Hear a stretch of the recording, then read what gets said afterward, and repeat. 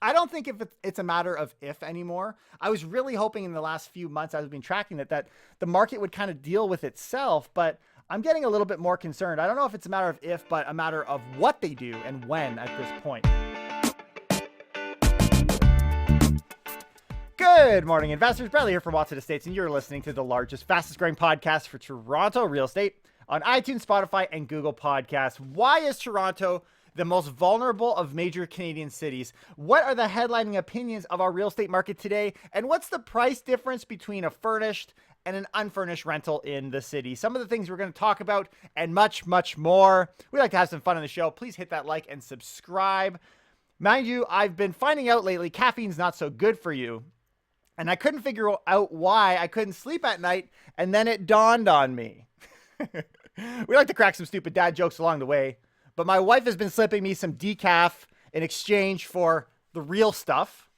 Subscribe and hit that like button if you think that that's grounds for divorce. But we're going to have some fun today. We're going to talk about the market, bring you guys up to speed as an investor and a broker myself. And in and around the GTA, I want to kind of know what's been going on and what's the latest, because there's a lot of red flags that are flying around us. So we want to talk about what those are so that you, when you go out and make your investment decisions, have an informed opinion on these subjects. So we're going to start with, why is Toronto, of all major Canadian cities, considered the most vulnerable? We're going to start talking about Canada. Our leading article today, financialpost.com, called Bank of Canada sees a lot more flipping in housing markets. This is coming from Tony Gravel from the Bank of Canada. They say this: in some cities, quote, we have data on investment purpose versus living in purpose. We have data on how long before it went back on the market. Think of all the craziness that's been going on. How long has that been going on that you can track it? Maybe we're just getting to a point where you're able to see that quick movement that's been taking place for some time now. Those things, they say, they indicate a lot more investment activity, a lot more flipping. So the Bank of Canada is starting to identify flipping as something that's happening in our market at new levels. The data on investor activity was specific to cities like Toronto. Quote, that data is limited and it's not across Canada. That's the issue. So for those of you who are investing in the GTA, this information is directly relevant because they're tracking and seeing the flipping that we've talked about on this show for months. Gravel said the bank expected to be able to give more detail. When are we going to get an update on the housing markets and housing indebtedness in its April 2021 policy update, but that much of the analysis would come in May. So a couple more months, and then we'll start to hear what the Bank of Canada is starting to see as it relates to flipping. Of course, there's a delay here, and we're going to talk through this podcast about what we're seeing, what we've been seeing for the last few months, and where everyone kind of stands. What is the common opinion at every level of government and even internationally on what people have to say has been going on in our local market? Further, he says that the central bank was looking at how it could adjust its quantitative easing QE program. And I anticipate, as many investors probably do, that the QE program is going to start to come down. And we're already seeing that happen, but that will likely continue. The Bank of Canada, though, has pledged to keep interest rates low, which comes into this conversation on what's going to give in our market. Right now, it seems almost like a consensus. The Bank of Canada is pretty much staying steady. It's keeping its finger on the low interest rate, and it's not budging, which leaves that decision to other levels of government. We're going to talk a little bit about that as well today. So many good things. But let's jump over to better dwelling. Before we get into opinions, we got to get a better sense of what's going on in our market. Canadian property bubble near systematic failure, and not even a big crash can fix it. This is interesting because many people think, oh, we're going to have a 30% drop in prices and then we'll be good. That will solve everything. Well, this article pretty much shuts that down. Very interesting. Canadian real estate markets have become such a large bubble, even a crash can't fix prices. That's what the Globe's Rob Carrick argued earlier this week. The personal finance expert says it's now too late. It's too late, even with a crash, for young adults in Toronto and Vancouver. As a result, the trend of flight to small towns might be a more permanent shift even after the pandemic. And if you read between the lines here, out of necessity. even an earth-shattering 30% crash can't make these cities affordable for most. Now listen to some of these numbers and realize how dead meat we are. And you know why skeletons drink coffee? Sorry, never drink coffee. And I blew it right like that. You blow it because it goes right through them. Call me a skeleton. Oh, see, I didn't write that. That was the funny part. That wasn't even the joke. But what they did is they analyzed some of the numbers. Median income. This is some of the stats they took between the ages of 25 to 35. And they're assuming that you save 10% of your gross income each year. So I guess as a rule of thumb, every $10 you make, put $1 aside towards this down payment. And the mortgage rates are also assumed at 2%, which we've had the luxury of having recently. But as we're going to find later in the show, is almost history at this point for fixed mortgages as well. But let's look at the down payment and your ability to raise it. Today, the typical down payment requires 135 months of saving. That's 11 years for the minimum down payment. If you flee to a place like Hamilton, which they kind of hold up as a counter argument, Hamilton is 9 years for that minimum. So let's say we have a 10% drop in prices. Then what? Well, Toronto, we still require 10 years of down payment savings, even with a 10% drop, and 7 years if you're in Hamilton. Well, what about 30%? Which for anyone who's kind of extreme with their view, 30% is kind of a number you throw. It's like 30%. I mean, that's kind of like the top end of from what I've seen. I mean, maybe you can go a little more crazy than that. But let's say prices fall 30%. Well, that should make a down payment easier. Well, not so much. When we look at the GTA would require 6 years to get that minimum at that rate. And we see in Hamilton 4 years or 52 months. And we also have the detached Greater Toronto home, Toronto specifically, would still be 8 years. Still 8 years. The prices we pay for real estate is criminal. Criminal. I don't know how we sleep at night, man. I saw an article last night on the Post. It was called, "A man is arrested late at night for drinking coffee. He was charged for resisting arrest." I think that's fake news. I don't think that. I think my assistant just wrote that in there. So let's move on. Now Toronto.com, what do they got to say? Because we've looked at Canada. We're kind of zeroing a little bit. We looked at the GTA. But what about Toronto? What about Toronto?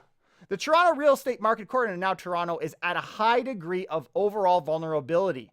This is a big report that came out of the CMHC, which is going to make probably a big section of this podcast today because it's news. It's an update from our friends at CMHC as it relates to housing market assessment. The federal agency singled out Toronto as the most overheated real estate market among major metropolitan cities in Canada. There you have it. Toronto is the most overheated. And we got to look closer at it. But before we do, I want to talk about what RBC's Robert Hoagie has to say. He's an economist and very critical. We're starting to see the banks, and we're going to get into the different opinions, but we're starting to see the banks get very critical of the market. In a report published this Wednesday, Hoagie urged municipal and federal governments, to take action to contain the overheating in Canadian real estate. This is a major bank economist. He says what is making matters worse is that buyers and sellers expect prices to continue to escalate, which is, quote, pumping up mortgage borrowing at the strongest rate in nearly a decade, up 7.2% in January. So I thought, you know what? Let's look at RBC's solution. A little teaser for you as we get into some of the opinions. But I want to ask you guys, do you think something's going to give? Because I do. The question is what? So let's look at what RBC's solution is. Hoagie is urging, I think they had a typo there, the government to accommodate more supply, particularly adjusting municipal zoning to build medium density, which we've talked about, this yellow belt in Toronto. We need to get more housing to market to deal with this, quote, missing middle, and affordable rental houses. But they also suggest stricter mortgage rules, including a higher minimum on down payments and so throw all of those numbers we talked about out earlier and lowering the cap on refinancing. So you can't just refinance to 20% anymore. Let's make it a little harder. He recommends the government steer clear of taxing transactions like the land transfer tax because that stops people from moving, which obviously would lead to taxes from the transfer taxes, but also we want to keep people moving for their, quote, better suited homes with this kind of attempt of helping the first-time home buyers move in. Because if people aren't moving, but let's face it, when people do move, they're holding on to the other property too. That's what's unique about this market today. Hoagie also entertains ideas that he admits are more controversial, but perhaps necessary to discourage speculative behavior from investors looking to profit from surging real estate prices and fueling further volatility. Here we go. Tell me if any of these things could happen.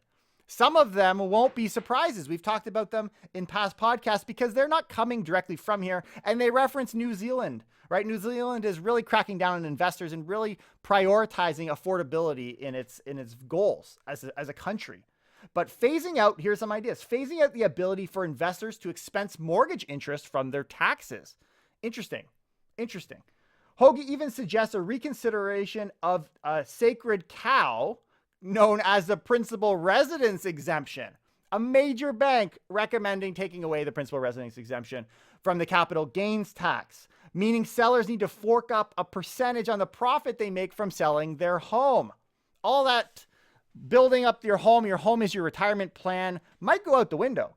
He also says governments should resist providing more help to first-time home buyers, which would further heat up demand, driving up prices and inflate household debt, which I agree with. I agree.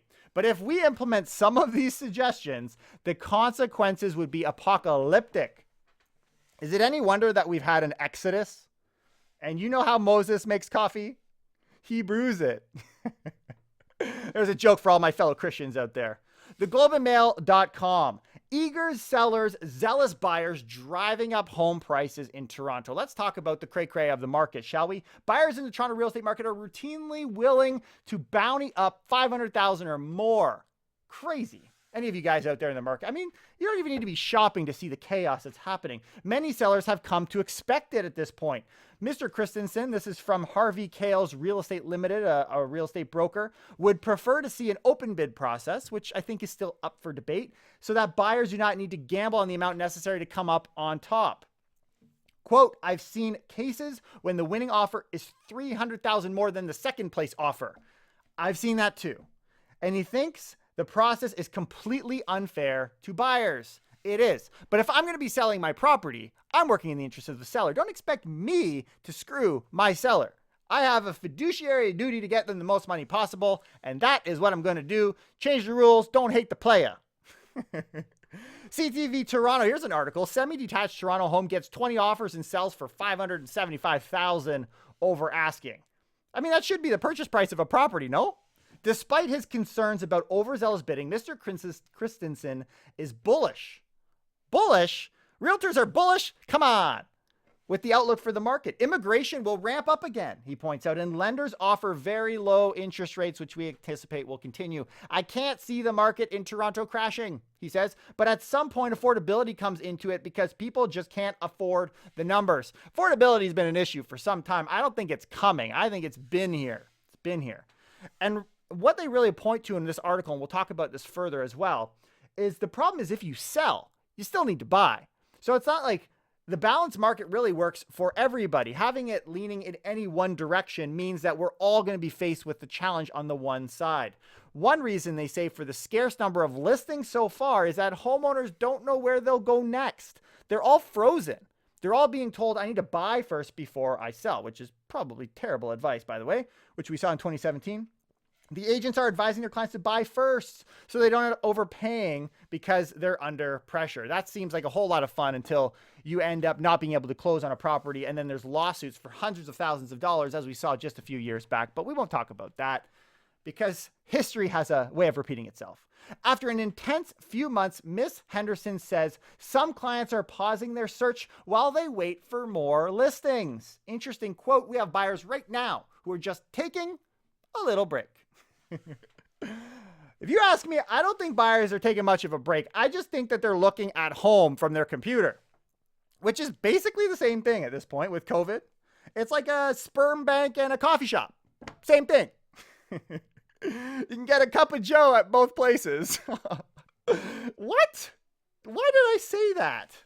Last week, we're going to look at what happened in the market. What is the months of inventory? Is it tightening? Is it loosening? Because just a couple weeks ago, as we said on the podcast, I did see we had an influx of listings to the point where buyers, the number of sales weren't happening at the same pace as new listings, and active listings were going up. Well, unfortunately, that's not the case anymore. When we look at Scott Ingram posted active listings for this past week increased by 4% for freehold and 0.7% for condos. Unfortunately, even though we had an increase in listings, the rolling 30 days of sales increased by more for both ownership types. So months of inventory got a bit smaller. So the market is still tightening. Despite my pleas, man, I really hope we get this thing to kind of level out a little bit and people list their homes and get back into things instead of really leaving it up to some kind of outside force, namely the government, to step in and change things for us. We'll see. But I saw this article, Blog.to, which is an amazing summary of the market lately. This shouldn't come as a surprise, but I think this is one of the best descriptions of what I've seen going on in a long time. So I'm going to read this to you. The housing market in Toronto keeps on accelerating to defy all odds, with small one-bedroom condos selling for the 700,000s after bidding wars. The average home price verging on $1 million in the city and over the mark in the GTA, and the vast majority of properties going for way over asking as of late. Prices and sales volume have been hitting record highs and blasting past last year's numbers, leading some experts to believe we've been headed towards a housing bubble that eventually has to burst. Housing experts even. The only city in North America deemed to be in such a position. So don't go on thinking that this is a situation. Yes, the world of real estate outside of Canada to internationally, real estate is doing really well. In Canada, real estate is doing really well. But when it comes to Toronto, things are on another level. And I really like the way they explain that. Don't just write off what's happening here as just, it's everywhere. So who cares? As such, the CMHC has just this week, we're going to talk about what they said, reclassified the country's largest city, the real estate market, as high risk and vulnerable to a fall. So this is where Toronto enters that mode of vulnerability. We were one of 5 metropolitan areas nationwide that were considered overheating, overvalued, and or imbalanced, including, for anyone who's interested, Ottawa, Hamilton, Halifax, and Moncton. But we're in there. John Pasala says it like this. CMHC's latest assessment of Toronto. Prices aren't too high in Toronto. There's low risk of overheating, but the market overall is highly vulnerable because they really only identified a few areas of concern: price acceleration and excess inventories. When it comes to overheating and overvaluation, their numbers don't really say there's much of a problem. Apparently, the risk is high because of moderate, quote, evidence of price acceleration and excess inventories. Is that the only problem that we face in Toronto? And I love this. Someone asked John, what do you think? What do you think? Here's what he said. What can I say about CMHC? 1, house prices in Toronto are now 10 times income. Number 2, suburban house prices are up over 30% per year. Number 3, Toronto has the 5th most unaffordable housing market in the world. And CMHC's message, house prices in Toronto are not too high. Stop complaining. And then he says, I don't get it. And neither do I. I mean, I'm the kind of guy, as when all hell was breaking out during COVID, was sitting back and saying, guys, we have a lot of stability and strength in our market. A lot of people said crash, crash, crash. And we saw a lot of movement and a lot of supports being put underneath the market to push things up. I have no problem on saying things are going to go up when they're going down, which is, I think, textbook for a realtor. But I believe now we got to start paying attention on what are the vulnerabilities in our market, because I think we would be ignorant to say that there are none. And we're starting to see that from some of the major banks, and we're going to start to see that from various levels of government as well. I don't know what needs to happen to get CMHC's attention at this point, though. I'm starting to feel like a crazy person waving to get them to look, right? It's like, hey, maybe we just need to think outside the box a little bit here. Like that time I was lonely, so I glued a coffee mug on top of my car. Now everyone waves at me. Hey. All right, let's talk about opinions. Everybody's got some opinions. Let's hear about what some of the headlining opinions are. We're making headlines, folks. Here we go. Let's start with reporters' opinions. The Globe and Mail. Here's what they have to say. The real estate game in big cities is broken. Young would-be buyers are better off not playing. Interesting. Just fold out, guys. Just don't even touch it. Here's what they say. Though additional controls such as vacancy and speculation tax could have cooling effects on prices, as could perhaps the elimination of the capital gains tax exemption, here we go again, on primary residence, should any party want to get behind that idea and lose the next election, their effects likely won't be substantial enough to fundamentally change the nature of the market. I don't think you got to look that far back in history to see where it actually can. Psychology is a big factor. The real estate game in big cities is broken. Absent a truly radical policy initiative, there's no going backward. So maybe, if I was to kind of summarize that, they're suggesting we need a truly radical policy initiative. And here's a first-time homebuyer experience. We're talking about young people. Scott Ingram in the last 2 weeks was checking for homes that were priced between $879,000 and $900,000. And listen to what happened with these properties. There was 97 of them. 96% sold over asking. 93 of the 97.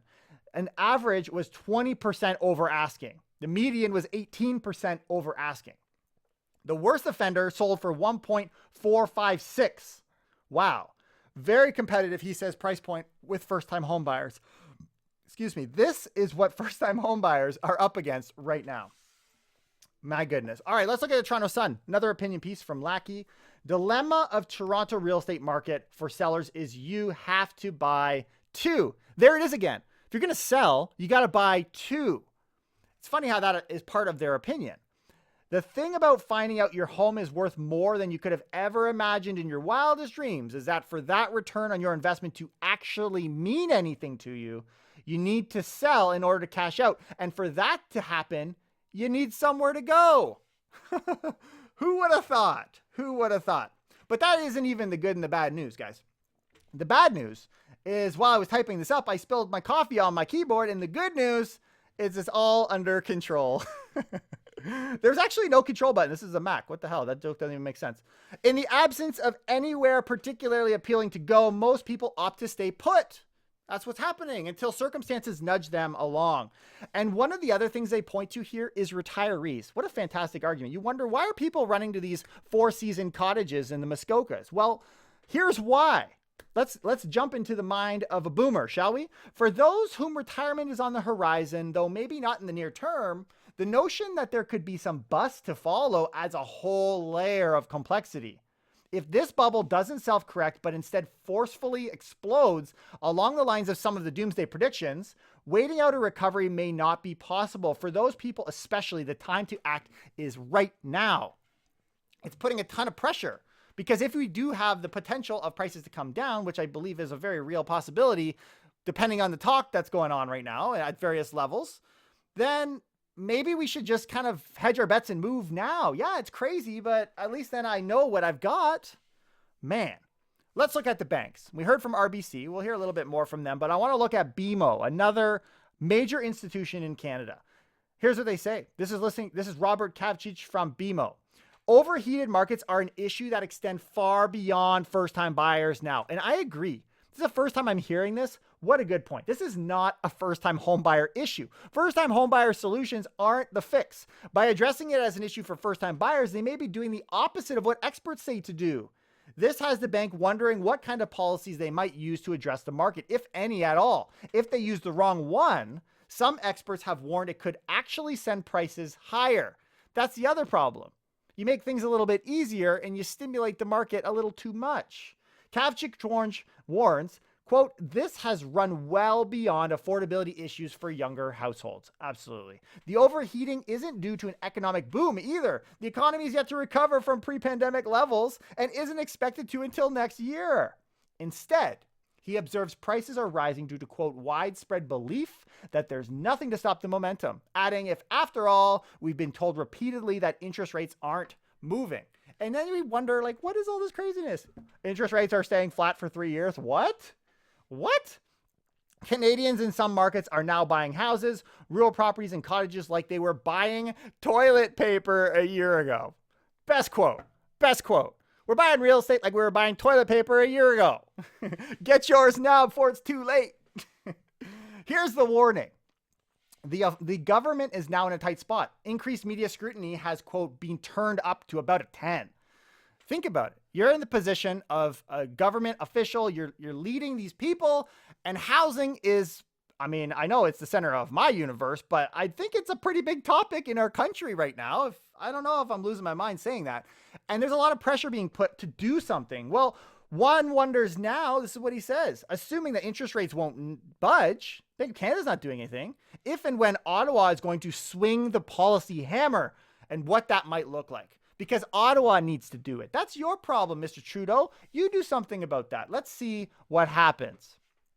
I don't think if it's a matter of if anymore. I was really hoping in the last few months I've been tracking that the market would kind of deal with itself, but I'm getting a little bit more concerned. I don't know if it's a matter of if, but a matter of what they do and when at this point. It's kind of low-key got me a little insecure right now. In fact, my wife left me because I'm insecure. Oh wait, no, sorry. No, she's coming back. Oh, she's bringing me a coffee. Thanks, sweetie. One of the things we can watch for, one of the, I don't know, things to keep an eye on, because I like to kind of see where's the next side swipe. Here's a possible one. CBC.ca tells us April 19th, the Liberal government is going to unveil its first budget in 2 years.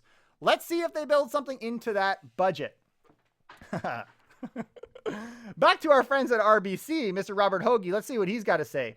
Overheated markets threaten to destabilize the economy. This is a real problem down the road. And he compares it to what we saw in the late 1980s. Canada, though, this is an interesting point, is increasingly diverting capital from productive investments. Because having a property where someone lives is not necessarily productive. We're not creating much. I mean, I guess that can be argued. But capital, they say, is used to inflate real estate values isn't going to more productive purposes in our economy. The misallocation of capital undermines longer-term growth prospects. And then they wrap it up here by saying the lack of productive investments means people are concentrated in a single area. This reduces general economic growth, compounding the risk. If there's failure in that single area, there isn't much of an economy to bail it out. I mean, real estate is the one that was kind of here to bail everything out, right? So what happens if real estate needs to be bailed out, or if it kind of goes underwater a bit? I don't know. If we throw away, the point is, if we throw away productive investments, then there won't be much left, right? Or is it that we're quitting for good? Maybe we're saying we don't need to be productive anymore. Let's all just buy real estate. We'll live off of residential. That's it. We don't need to buy groceries. Just quit it for good, man. You know the best thing about quitting coffee for good? How great the coffee tastes when you start drinking it again. By this point, you guys are probably thinking, man, this guy's really addicted to coffee. Okay, I like to tell jokes, all right? I'm just joking.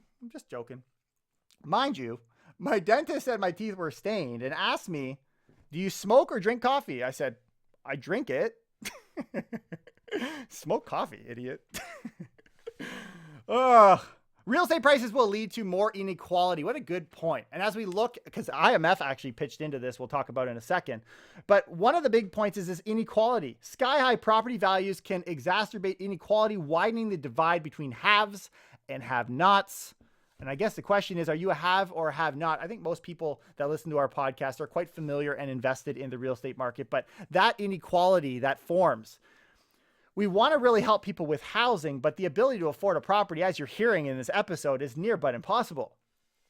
The only one that's closed their eyes to all of this seems to be maybe CMHC, but the Bank of Canada. The Bank of Canada head recently dismissed, we're talking Tiff McClem, recently dismissed the need to cool real estate prices. And we've covered that as well.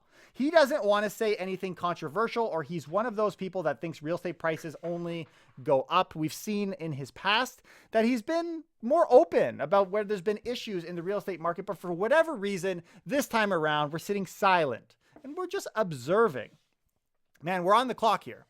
But the IMF is paying attention. In fact, this article is called IMF Recommends Canada Implement Anti-Speculation Taxes, Cites Real Estate as a Risk. What? The IMF is suggesting that we start taxing anti-speculation? Canadian real estate prices are once again the focus of an international agency. The IMF annual staff audit cites home prices as one of the biggest threats to the country's economy. I just want to invest. I just want to make a little bit of money. Calling my investment a threat? Come on now. The agency suggests avoiding tax deductions and subsidies, which will compound the country's rising inequality. They also recommend mitigating leverage buildup and taxing speculators. Get those damn investors, you pesky guys. Similar to how Canada targeted foreign buyers. We saw how that worked out last time. All right. So here's what they say. Provincial and municipal real estate taxes on non-residents could be eliminated or harmonized into broad-based tax measure targeting speculative activity more generally. Very interesting that we're starting to see the IMF kind of stick its nose, and then they go on to talk again about this inequality of wealth, the haves and the have-nots, all of these things, man. At this point, we're just promoting when we're going to pop the bubble. I mean, that's kind of what's going on here, which isn't much of a sale if you ask me. Reminds me. Anyone who listens to the podcast is like, oh God, here we go. Roll your eyes. Did you guys hear about the Starbucks no mask deal they got going on? Man, some of these like social awareness campaigns. So maskless customers who buy a grande hot coffee this week will get a free ventilator. Oh goodness. All right, let's get into some hot topics. Let's change it up a little bit here. Please subscribe.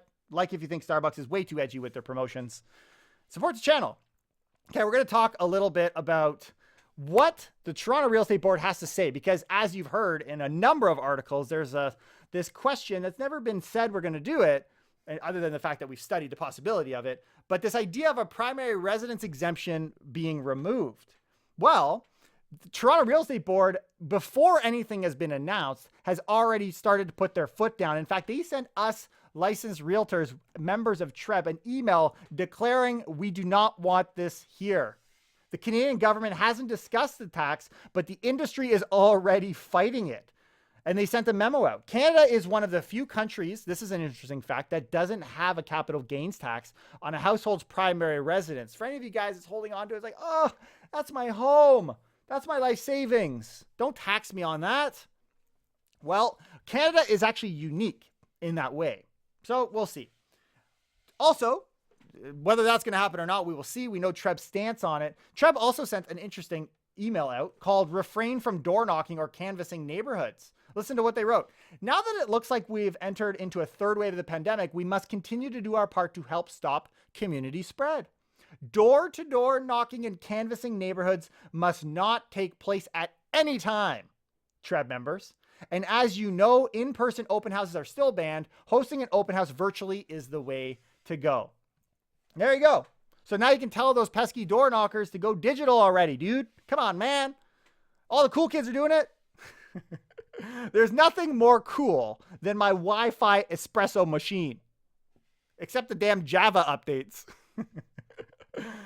Better Dwelling had an article talking about our ridiculous spending habits here in Canada. Canadians spend 65% more income servicing debt than Americans, the highest in the G7. An addiction to cheap credit and expensive housing has led to an epic borrowing spree. Households in the country now devote more of their income to paying off debt than any of the G7.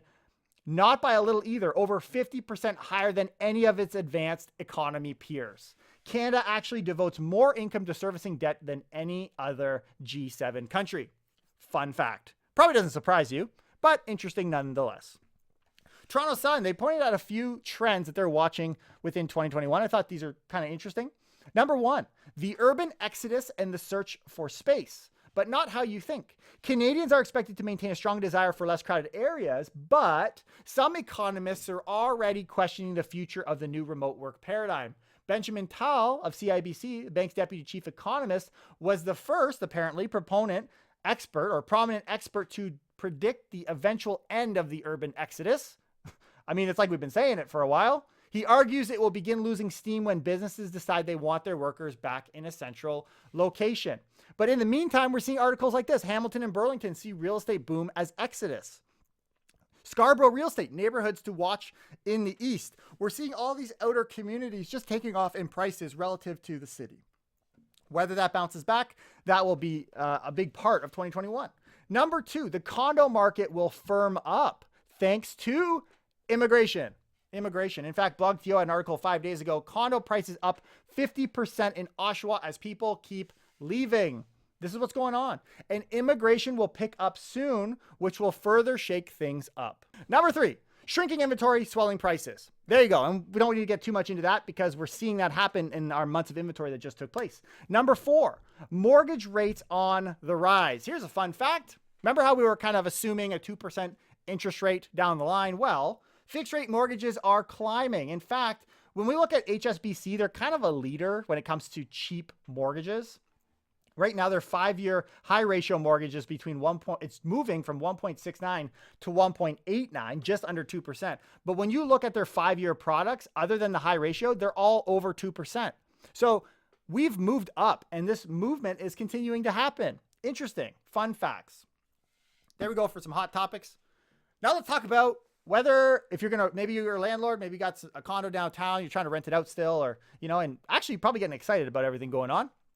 What's the difference between whether you furnish it to rent it out or unfurnished, right? We saw a big influx of furnished units that came with Airbnb. So what impact has that had on prices of furnished units? Well, when we look, before we get into that, when we look at the rental listings, we're actually seeing that they're declining when we're looking week over week, which is interesting. So, and this is across the GTA. So that number, we'll see if it continues to decline, will put obviously upward pressure on rental rates. And we're starting to see rental rates picking up in major cities around the world. But this question on furnished versus unfurnished comes from blogto.com. Here are the price differences between the furnished and unfurnished rentals in Toronto. Being a tenant in the city still isn't cheap. But it turns out renting a unit that's already furnished could actually help you stay within your budget by eliminating the cost of buying furniture for a surprisingly small monthly surcharge.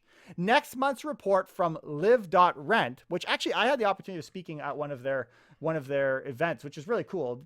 So thank you, Live Rent, for that, which BlogTO reviewed in advance of the publication, outlines just how much more you're likely to pay for an apartment that comes with furniture. And listen to this. And in many cases, it merely costs an additional $100. $100 to rent a unit that's ready to be lived in. So you don't have to buy furniture. Wow. And they're looking in Toronto, North York, Etobicoke, Scarborough, Markham, Mississauga, Brampton, Vaughan, Richmond Hill. And a furnished 1-bedroom in downtown area will rent for $18.92 a month right now, compared to $17.86 for an unfurnished unit. So just over $100 more, and you get it fully furnished. Wow. And when we look in the GTA, it's much of the same.